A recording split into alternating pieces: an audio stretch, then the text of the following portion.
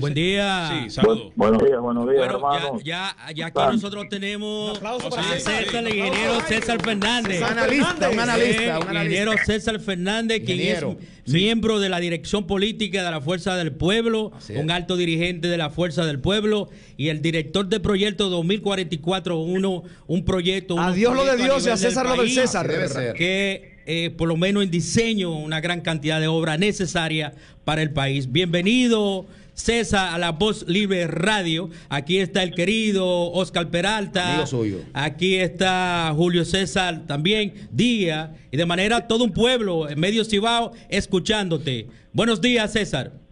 Muy buenos días, de verdad, a la provincia primero, a esa hermosa provincia de Puerto Plata que tanto amamos y queremos, y sobre todo a su gente, y a ese staff de Todos Estrellas. Gracias. Que tengo el privilegio y el honor de compartir esta mañana con ustedes, y un saludo especial a mi amigo Gualdito Musa y a su hija Heidi, sí, se lo daremos. Si lo también son gente que apreciamos mucho. César Fernández, Oscar Peralta, provincia de Puerto Plata, municipio Sosúa.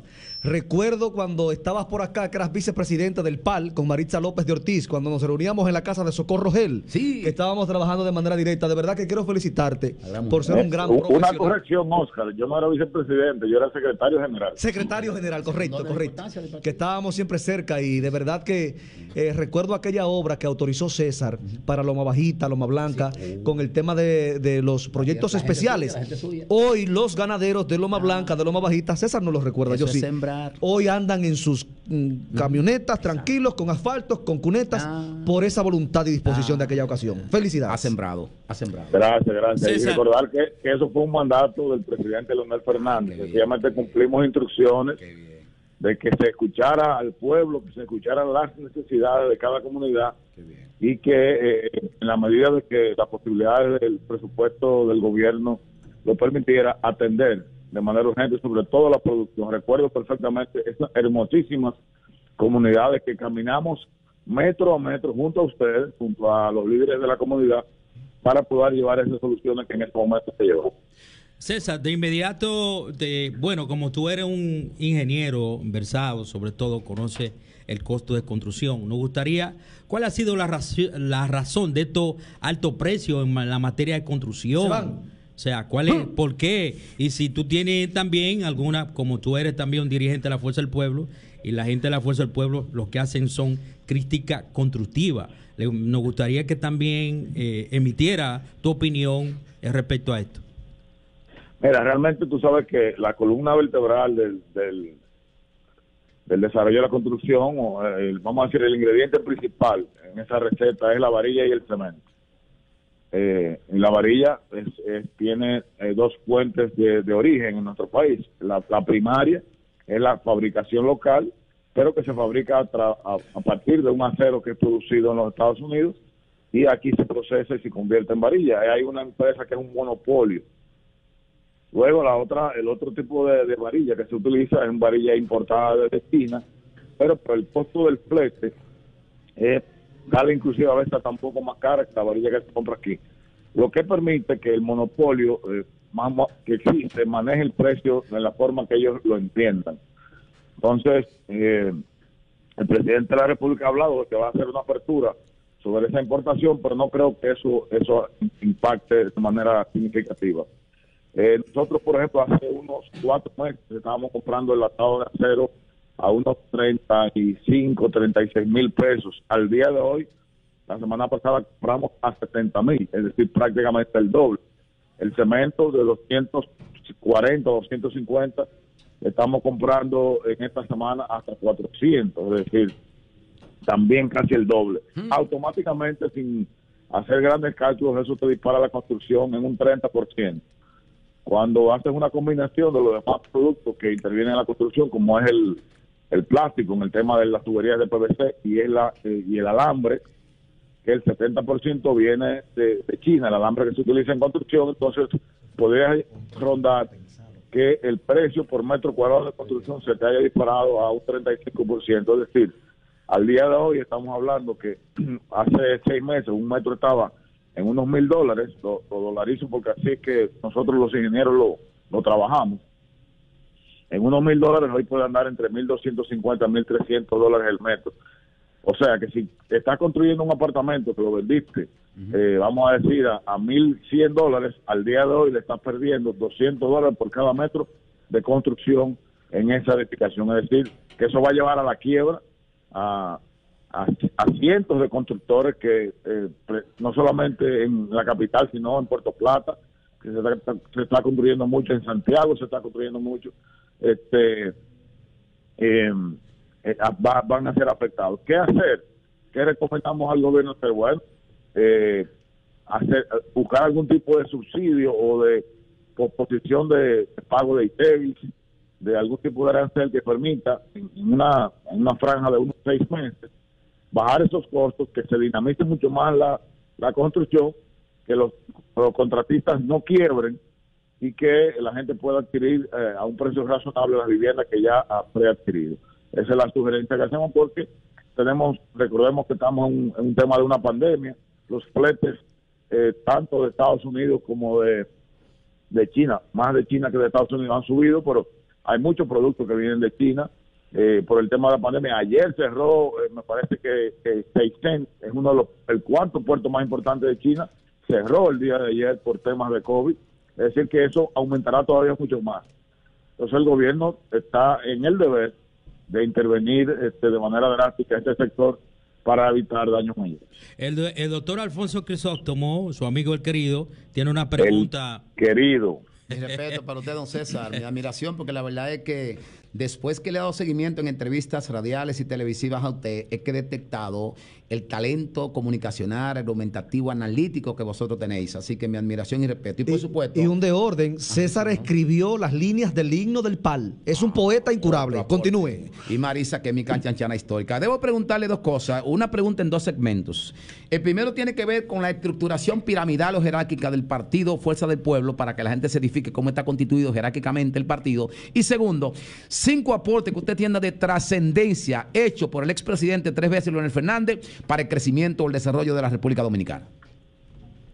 Bueno, Alfonso, primero un fuerte abrazo para ti. Gracias, y recordar que Alfonso y yo venimos de una lucha titánica en el viejo partido. Alfonso, un gran dirigente y sobre todo un gran ser humano, con el cual me identifico y siento mucho afecto y cariño. Muchas gracias. Entrando en tu pregunta, nosotros acabamos de finalizar nuestro congreso, profesor Juan Bosch, el cual es un congreso constitutivo, es decir, ahí se constituyó el partido, ahí definimos nuestra línea de acción, nuestros estatutos, y se aprobó en nuestros estatutos que el partido se organice en 3 niveles o en 3 formas.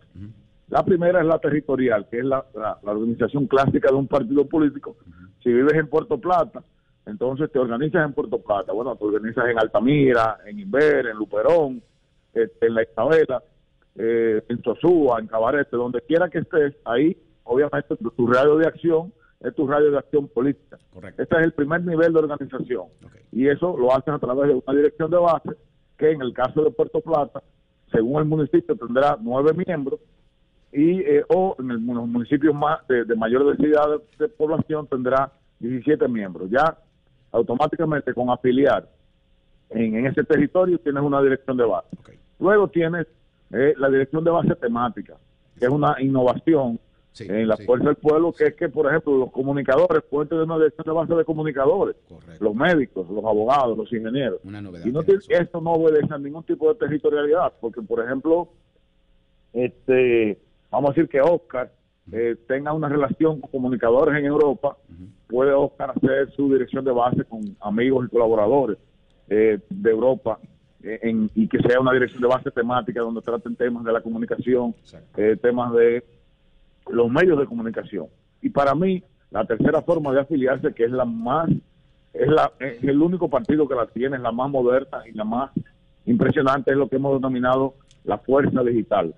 La Fuerza Digital es una plataforma tecnológica que permite la afiliación de manera expresa a través de un celular, de una tableta, de una computadora, de cualquier sistema que tenga acceso al internet.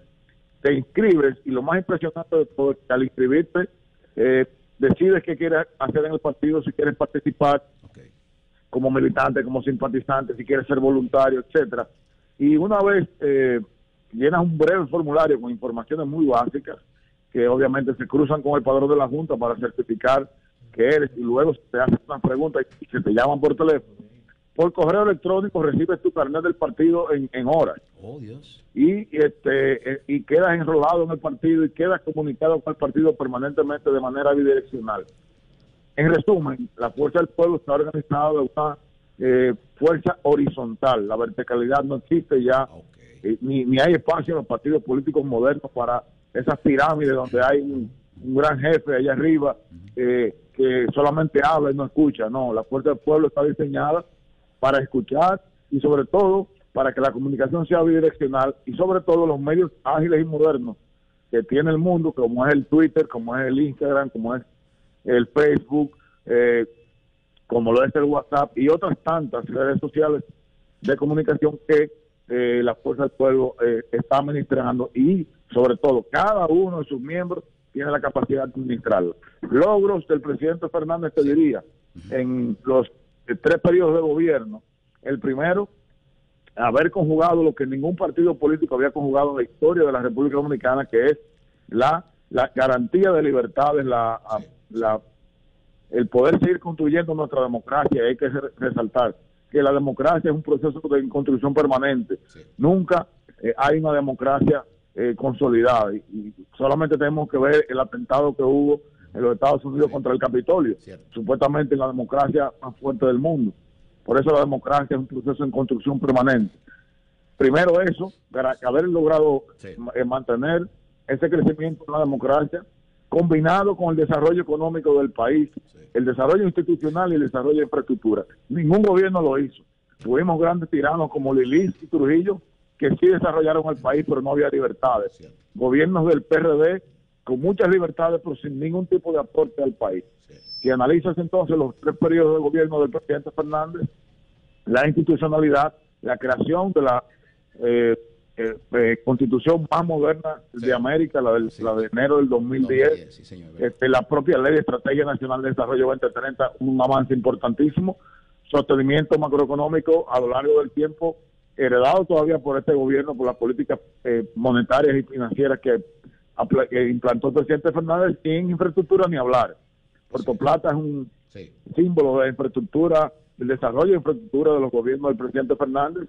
La capital de Santo Domingo con ya del camino a una 3ª línea de metro impresionante, moviendo 110 millones de pasajeros al año, es decir, 11 veces nuestra población. Eso es impresionante. Una autovía del Coral que conecta nuestro principal polo turístico con la capital en apenas 2 horas, entre otras tantas que podemos cifrar. Creo que ahí está concentrado, Alfonso, vamos a decir un pequeño resumen de los logros del presidente Fernández. Una pregunta sencilla, César. En una ocasión, el doctor Leonel Fernández Reina dijo que el Partido de la Liberación Dominicana era una fábrica de presidentes. Luego, después de lo ocurrido, se va y confecciona un partido independiente con personas de la categoría tuya. Pero vemos que todavía Leonel Fernández pretende ser candidato presidencial. ¿Por qué Leonel Fernández no utiliza toda su experiencia y prepara un perfil colateral para que este producto sea quien se venda en unas próximas elecciones? Muy buena, excelente pregunta. Lo primero es que él, en el año 2012, cuando lo dijo que el PLD era una fábrica de presidentes, lo dijo de manera sincera y fue muy coherente, como siempre ha sido coherente. Él colgó sus guantes y con una faja de campeón, teniendo en la cintura la faja de campeón invicto, le dio paso al liderazgo de su partido. Lamentablemente ese liderazgo del partido no entendió y no entiende para qué se va a gobernar. Se va a gobernar para el pueblo, no para sí mismo, ni para su familia, ni para sus cuñados y sus hermanos. Se va a gobernar para que el país avance y progrese. Y lo peor, que independientemente de la agenda que tenía, dentro de su agenda, colocó lastimar y dañar el legado de Leonel Fernández de una manera burda y muy baja. Eso provocó, obviamente, que el presidente Leonel Fernández volviera al ruedo, primero a defenderse, luego tuvimos que entrar en la defensa de la Constitución y finalmente entramos en una carrera hacia la presidencia de la República, porque eso era lo que demandaba el momento. Como señalas, el 20 de octubre del 2019 salimos de ese esa institución por razones que todos conocemos y empezamos a formar una institución nueva que está en proceso de formación. Estamos ahora mismo, ya terminamos el Congreso Constitutivo, estamos en la parte de formar nuestro padrón y a partir de octubre de este año empezar la renovación de las estructuras partidarias, tanto nacionales como locales. Hay que esperar las fechas electorales, creo que es a destiempo hablar de candidaturas de ningún tipo, pero con respecto a siendo un poco más puntual en la respuesta a tu pregunta, yo creo que los liderazgos hay que construirlos. Un ejemplo de eso ha sido el presidente Fernández, que nunca aspiró a presidente, pero siempre estaba listo. Y en el momento que se necesitaba un candidato con las cualidades que tiene que tener un candidato presidencial, él fue el elegido. En la Fuerza del Pueblo hay muchos compañeros con muchísimo talento, pero deben de construir su liderazgo. Y construir el liderazgo para tú aspirar a la presidencia de la República es, de verdad, es una tarea difícil, sí. Es una tarea ardua que requiere mucho tiempo y requiere concentración y dedicación solo en eso. Yo pienso y soy muy respetuoso del pueblo. Sí. Fíjense que yo nunca he aspirado ni siquiera a regidor, sí, porque entiendo que es es una tarea muy responsable usted aspirar a un puesto público. Para usted ofrecer una candidatura, usted tiene que haber estudiado el puesto, saber lo que usted va a ofrecer, el compromiso que usted está haciendo con el pueblo. Y si usted no tiene esa capacidad, por ejemplo, en el caso mío, si no me siento preparado para ni siquiera ser aspirante a regidor, y con esto no estoy jamás denostando un candidato a regidor, estoy hablando del primer peldaño que uno aspiraría, ¿verdad?, en cargos públicos, yo no lo haría. Entonces, los compañeros que aspiren a ser presidente tienen todo el derecho a participar, pero tienen que prepararse. Bueno, saludos, buenos días, César, ingeniero. Julio César Díaz, comunicador del municipio de Inver para acá, para Voz Libre. Recientemente el expresidente de la República, Leonel Fernández, se despachó diciendo lo siguiente, que se hacía una necesidad, ¿verdad?, incrementar el sueldo de los trabajadores, de los obreros, fruto de la situación que vive el país, incremento de los precios de primera necesidad. La senadora por la provincia respondió que este no era el momento indicado para incrementar estos sueldos. Ingeniero, ¿cuál es su opinión tanto de la versión del presidente como de la respuesta que da la senadora por la provincia, Giné? Mira, le tengo muchísimo aprecio y compartí durante todo un año con la senadora Ginette Purnigal en la Cámara cuando ella era diputada. Esto yo te lo resumo lo siguiente. Mira, cuando el presidente Luis Abinader llega al poder en el año 2020, ya él sabía que iba a gobernar en una crisis de una pandemia, primero una crisis de salud, que ya se veía venir la crisis económica, ya la que estamos viviendo en el día de hoy. Él lo sabía, pero él entró a gobernar pensando que estaba gobernando un país que estaba en la normalidad, y no es así. Se pasaron los primeros 6 meses dando tumbos con los protocolos del COVID, con el toque de queda, cambiándolo, variándolo, hasta que al final, 6 meses después de estar gobernando, se dan cuenta de que el modelo que funcionaba precisamente fue el que dejó el gobierno anterior. Si nos vamos al tema de las vacunas, fracaso tras fracaso, hasta que finalmente, si no por el gobierno de China, no empezamos. Pero durante esos 8 o 7 meses del principio del gobierno, el presidente anduvo pueblo por pueblo, incluyendo Puerto Plata, municipio por municipio, ofreciendo obras. Este gobierno no puede estar ofreciendo obras porque no tiene el dinero para hacerlas. Este gobierno tiene que concentrarse en dinamizar la economía, en gastar. El gasto es lo que genera que la economía se reactive. Entonces el gobierno lo que está haciendo es ahorrando. Ahora mismo hay un superávit de más de 4.000 millones de pesos. Por eso el presidente Fernández dice, esos 4.000 millones de pesos, haga subsidio, ponga comida en la calle y aumente los salarios. Sí tienen el dinero, lo que pasa es que tienen que quitarse de la cabeza, de la mente, los asesores del presidente, de hablarle de reelección. Están hablando de reelección cuando no han podido pasar el carro del gobierno de primera a segunda. Están parados en primera.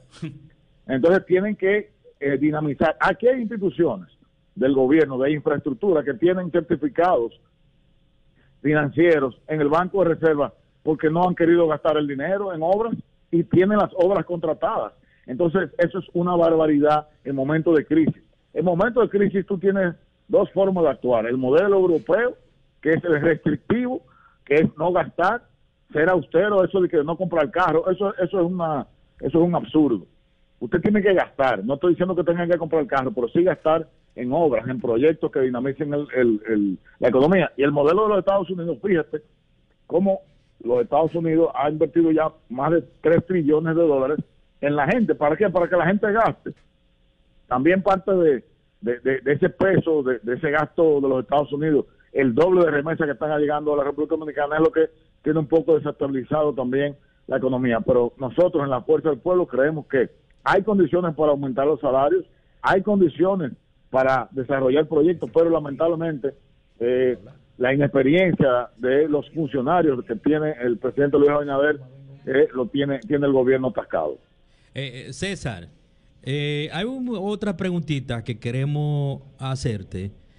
Por lo menos hay una situación, tú has sido el director del proyecto 2044 y tú aquí tuviste una presentación aquí en la UAS. Nos gustaría que tú le refrescara por lo menos cuáles obras importantes. Ese proyecto todavía está vigente. ¿Cuáles obras importantes para Puerto Plata?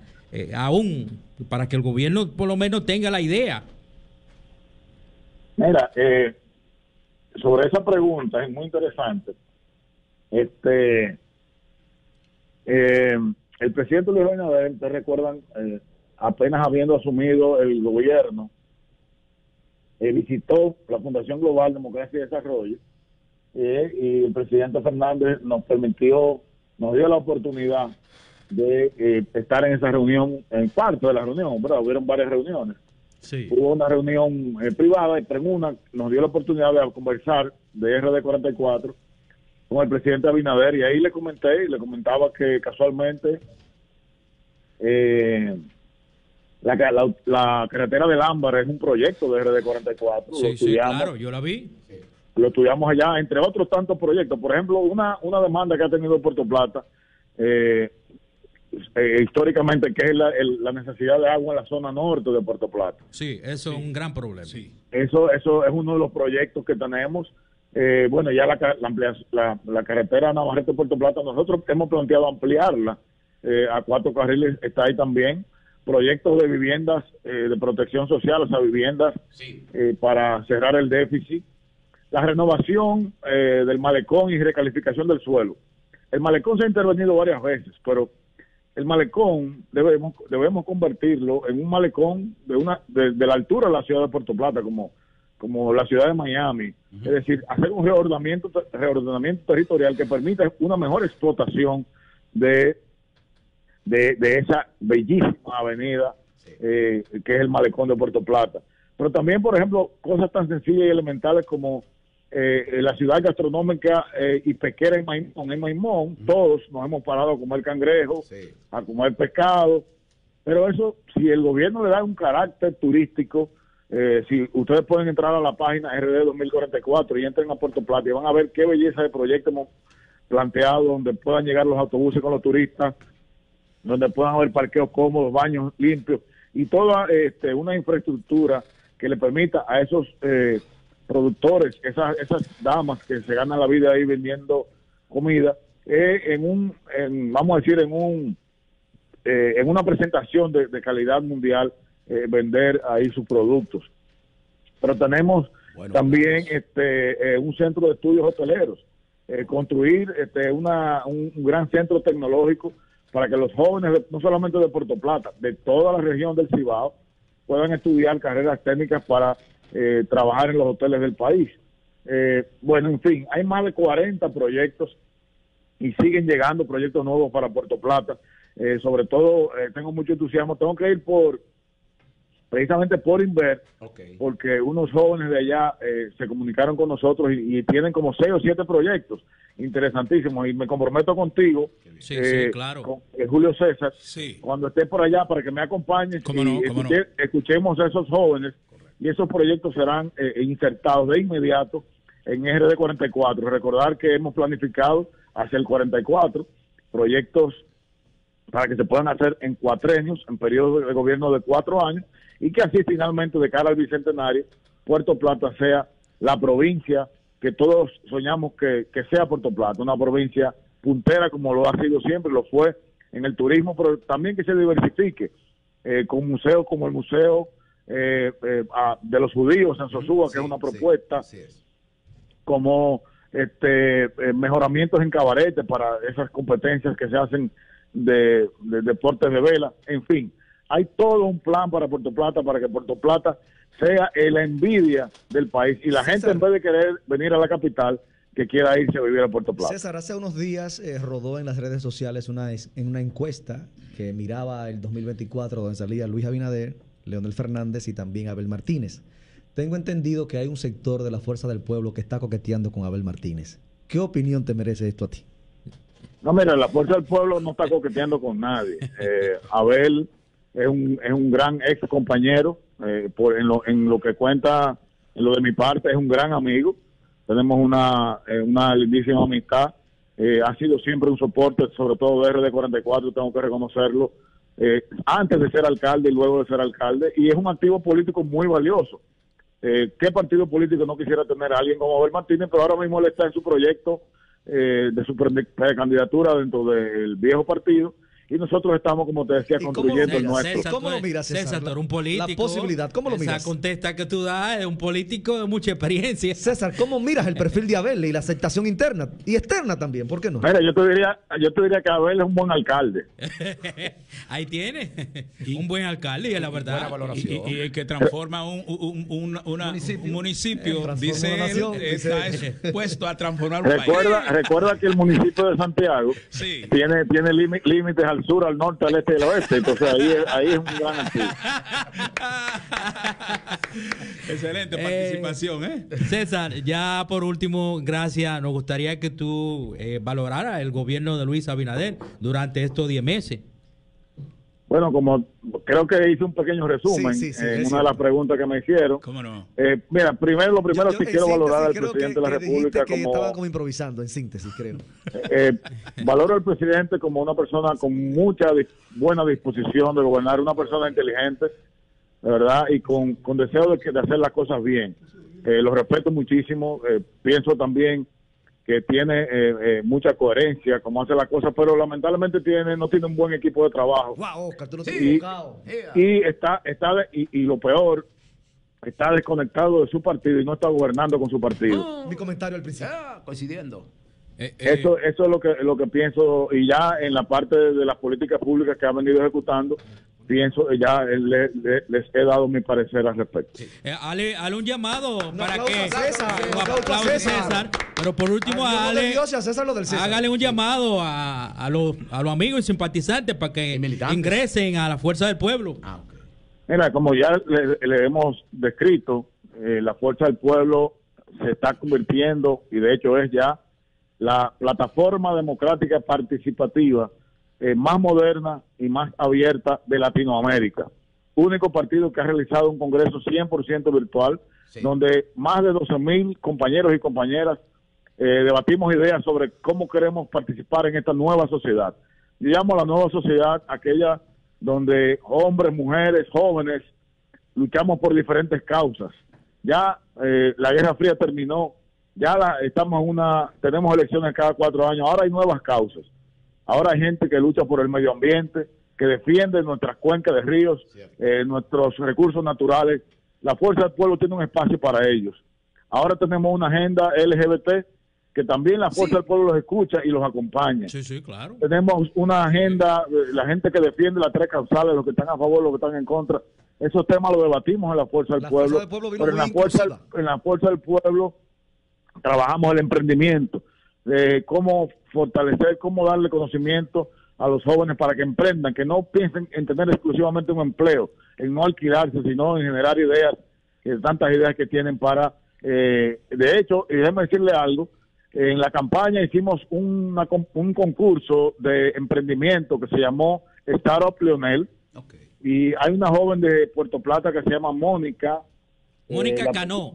Mónica Cano, que fue la ganadora del primer lugar con un emprendimiento que tiene de unas sandalias muy bonitas de tipo playero. Es decir, que Puerto Plata ya es un ejemplo de emprendimiento a través de este plan de la Fuerza del Pueblo. Y otros temas como es la mujer, la juventud, la relación del partido con la sociedad, la relación del partido con los dominicanos en el extranjero, con nuestra diáspora. Es decir, hay un sinnúmero de temas novedosos que son de estos tiempos. Y todo el que tenga una inquietud de que su país sea mejor en el área que le entienda, no solamente tiene un espacio para conversarlo, debatirlo en la fuerza del pueblo, tiene un espacio donde podrá influir en que en un gobierno del presidente Fernández y la fuerza del pueblo, esas políticas públicas sean aplicadas y usted ser parte de esa transformación que añoramos de nuestra adorada República Yo no Dominicana. descarto Gracias, que los dos César. artesanos Gracias. políticos, Danilo y Leonel, se Aplauso a junten. César. No lo descarto. César siempre aprovecha este espacio para cualquier información. Los dos artesanos de la 14 política provincias moderna. del Cibao conectados con nosotros. Danilo y Leonel. Gracias, César. Gracias. Y me comprometo a ir por allá a la cabina cuando esté en Puerto Plata. Y Muchas gracias, César. Satisfaría mucho a nosotros. Un abrazo. Yo no descarto que los dos artesanos de la política moderna, Danilo y Leonel,